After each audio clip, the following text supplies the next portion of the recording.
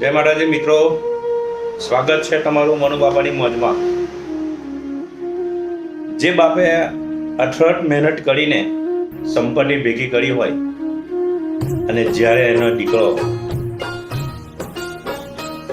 એ સંપત્તિને જો વેડફી નાખે અને ખોઈ બેહે ત્યાં સુધી એને અહેસાસ નહીં થતો મિત્રો.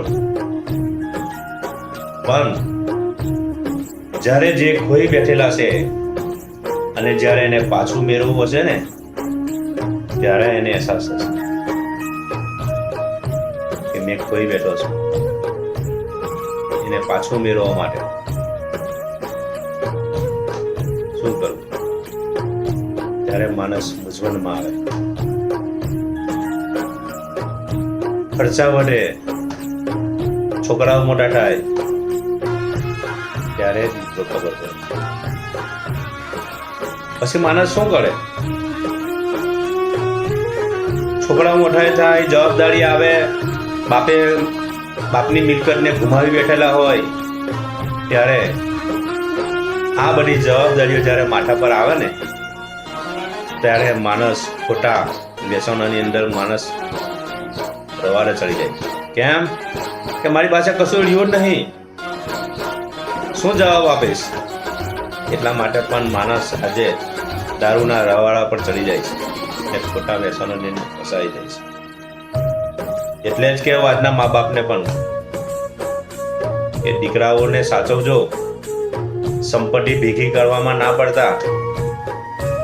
સંસ્કારો જો ઘરની અંદર હશે તો સંપત્તિ જતી રહેલી પણ પાછી આવશે.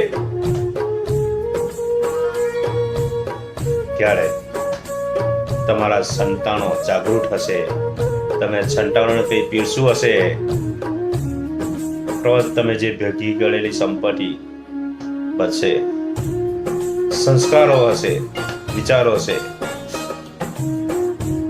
તો જ આજના કાળે આ કાળની અંદર જીવવા માટે છોકરા સાથે બેસતા શીખો. પૈસો ભેગો કરવામાં ના પડતા મિત્રો, પૈસો તો કાડોમાંથી પણ ભેગો થઈ શકે. એટલે જ કહું છું, છોકરાની સાથે બેસતા શીખો, છોકરાને સંસ્કાર આપતા શીખો અને ખોટી લક્ષ્મી ઘરની અંદર ભેગી ના કરતા, નહીં તો એક પેઢી બે પેઢી વિનાશ. નહીં જીવવા દે મિત્રો આરામથી, તમને નહીં સુવા દે શાંતિથી તમને. સમાજની અંદર એવા ઘણા બધા દાખલા આપણે જોયા છે અને અનુભવી ચૂક્યા છે. એટલે જ કહેવું કે સંપત્તિ ભેગી કરવાની અંદર ના નથી કહેતો કરજો, પણ દોડ ના મૂકતા. છોકરાની પાછળ સમય કર, સંસ્કાર આપજો, જેથી તમે જે બચાવી છે ને એને સાચવશે. કેમ? સંપત્તિ આપણે જે ભેગી કરીએ ને એને સાચવવા માટે પણ દીકરો એવો પેદા કરવો છે. તમે સંસ્કાર આપશો તો સાચવશે. તમે જઈ ભેગું કરીને લાવ કરો, છોકરા વાપો કરે, રવાડે ચડી જાય, તમે જે બધું ભેગું કર્યું છે એ ખતમ. શું કરશો આવી સંપત્તિ ભેગી કરીને? જય માતાજી. સમજદાર નહીં સારો પાક.